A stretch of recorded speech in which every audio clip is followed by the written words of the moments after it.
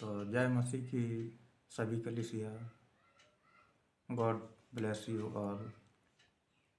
तो जैसा कि आपने थंबनेल में देखा है कि किस तरह के उपवास रखने से हमारा परमेश्वर यहोवा प्रभु यीशु नासरी खुश होते हैं। क्या आप दिन भर भूखे रहें और वचन पढ़ें, इतने में प्रभु खुश हो जाते हैं, या फिर आपकी प्रार्थना सुन ली जाती है? तो संपूर्ण प्रार्थना उपवास जो पूरा होता है उसको संपूर्ण कहते हैं, जो पूर्ण रूप से किया जाता है। कैसे होता है चलिए देखते हैं, वचन के द्वारा देखते हैं। तो वचन में हम चलते हैं। जिस उपवास से मैं प्रश्न होता हूँ वह क्या यह नहीं कि अन्याय से बनाए हुए दास और अंधेर सहने वालों का जुआ तोड़कर उसको छुड़ा लें और सब जुओं का टुकड़े टुकड़े कर देना। यशाया 58 अध्याय का 6 वचन है। तो इसमें क्या बोल रहा है कि मैं किस उपवास से खुश होता हूँ? क्या आप ईमानदारी से चल रहे हैं परमेश्वर में? क्या आपने जो अन्याय किए हुए हैं वो अभी तक अपने पास रख छोड़े हैं? आपने न्याय नहीं चुकाए हैं, किसी का धन रखे हुए हैं, उसको वापस कर दें। किसी के प्रति आपके मन में दोष भावना है तो उसको क्षमा कर दें। पूरे शुद्ध मन से, शुद्ध विवेक से परमेश्वर के पास आने का है। और चलिए और एक वचन हम लोग देखते हैं।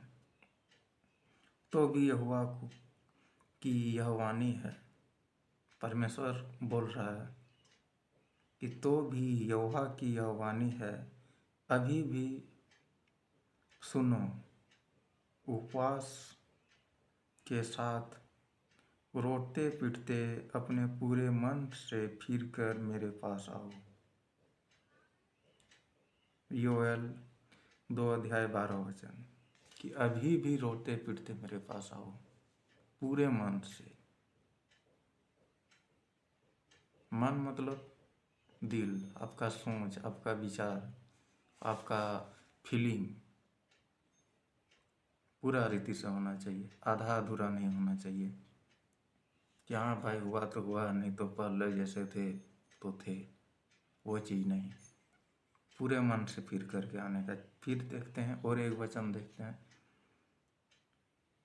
उन 3 सप्ताहों के पूरे होने तक मैंने न तो स्वादिष्ट भोजन किया और न मांस व दाख मधु अपने मुंह में रखा और न अपने देह में कुछ भी तेल लगाया।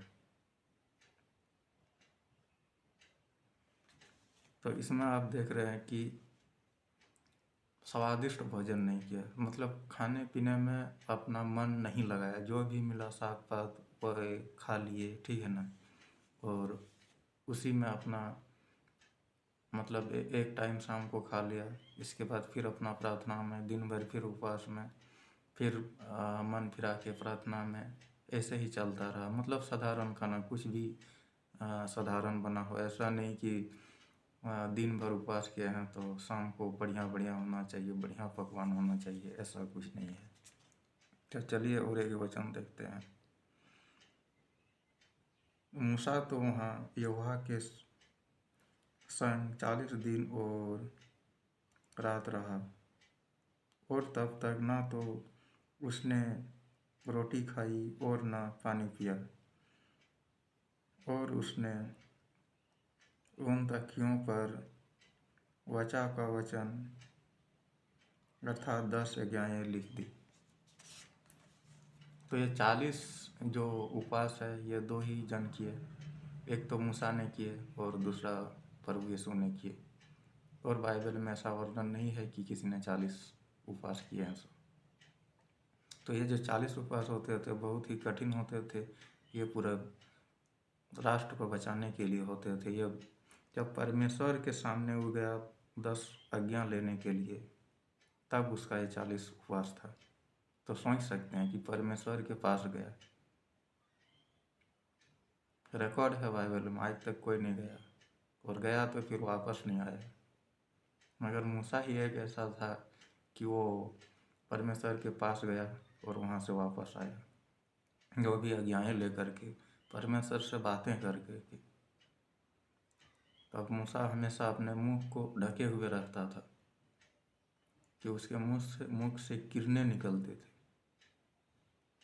परमेश्वर उससे आमने सामने बात करता था। वैसे तो और भविष्यवक्ता जो हैं उन लोगों से सपनों के द्वारा, दर्शनों के द्वारा, आत्मा के द्वारा बातें करता था, पर मूसा के साथ ऐसा नहीं था। ये बैरियर नहीं था मूसा के साथ। तो आप 3 रोज का उपवास कर सकते हैं, आप सप्ताह भर का उपवास कर सकते हैं, आप 21 रोज का उपवास कर सकते हैं, 40 रोज का उपवास कर सकते हैं। वैसे 40 रोज का जो है कि अभी हम लोगों का आ ही चुका है, ठीक है ना। तो यही है उपवास का मूल सारांश कि आप उपवास कर रहे हैं तो आप पूरे मन से आए, पूरे रीति के साथ आए, विश्वास के साथ आए। ऐसा नहीं है कि कुछ इमरजेंसी काम है अपना, वो भी कर सकते हैं और अपना प्रार्थना में बने रहें, ठीक है। और एक वीडियो जो है कि बहुत लंबा हो जा रहा है, तो इसका जो सेकंड पार्ट है उसमें पूरा डिटेल में हम लोग बात करेंगे। तो इसमें इतना ही बात करते हैं। तो चलिए लास्ट प्रार्थना को करके वीडियो को समाप्त करते हैं, क्योंकि लंबा हो जाएगा और लंबा वीडियो नहीं देखा जाए, बोर हो जाते हैं लोग, ठीक है ना। तो इसीलिए हम चाहते हैं कि लोग पूरा देखें, छोटे छोटे पार्ट में ही देखें पर पूरा देखें, ठीक है। तो चलिए लास्ट प्रार्थना करते हैं, आंखों को बंद कीजिए। धन्यवाद धन्यवाद धन्यवाद देते हैं मेरे स्वर्गीय पिता परमेश्वर, महान सामर्थ्य जलाली खुदा, आपका सामर्थ उतरे पिता, एक एक भाई बहन के ऊपर उतरे पिता, जो आपके वचन को सुनते देखते और आपके वचन को मनन करके आपकी राहों में चलते हैं पिता, उसके पाँव में ठेस ना लगने पाए मेरे परमेश्वर। आपका स्वर्गदूत नीति उसकी सेवा टहल में लगे रहे मेरे पिता, और छोटे से छोटे चाहे बड़े से बड़े हर किसी के ऊपर आपका सामर्थ, आपका अनुग्रह, आपका मसाला हाथ उतरे मेरे पिता, और छू लें एक भाई बहन को, इन लोगों को सामर्थ दे पिता कि ये आपका टीचिंग में बढ़ने पाए, आपकी प्रार्थना में, आपकी ब्लेसिंग में, आपकी सामर्थ में बढ़ने पाए मेरे परमेश्वर, आपके सामर्थ को लेने के योग्य बनने पाए मेरे पिता। आशीषित करें मेरे परमेश्वर, हर भाई बहनों को मैं छू लेता हूँ आत्मा में मेरे पिता, छू लें हर कष्ट, हर श्राप, हर दुष्टता के सामने डिस्कनेक्ट हो जाए। यीशु मसीह के सामर्थ्य और जीवित नाम से मैं प्रार्थना को करता हूँ।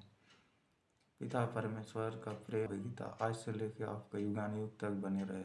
सब बोले आमीन आमीन।